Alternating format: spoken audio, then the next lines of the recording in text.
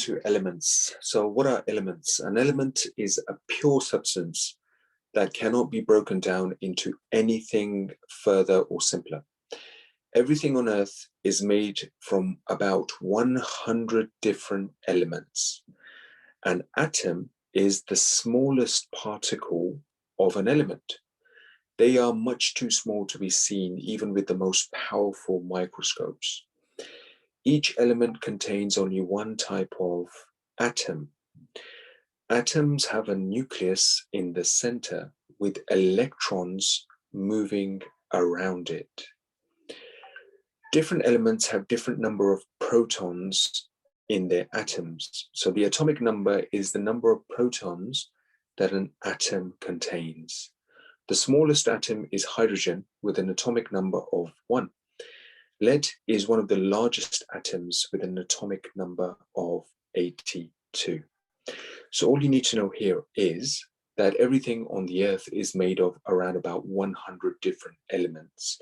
And elements cannot be broken down. They're very simple forms, and they cannot be restructured or broken down into anything else at all. So everything that you see around you, from furniture to your computers, houses, cars, you name it, they're all made of different types of elements. And an atom is the smallest particle of any element.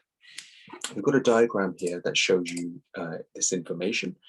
So on the top left-hand side, you can see that you've got an atom there, and you have the nucleus, which is right in the middle, and you have an electron, which is on the outside.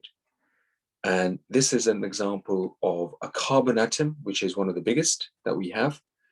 And again, you can see on the outside, the outer shell contains 4 electrons. So 1, 2, 3, 4 electrons. And in the middle, you have a nucleus contains 6 protons and 6 neutrons. Okay, so you've got quite a lot going on there as compared to the atom on the left-hand side as well.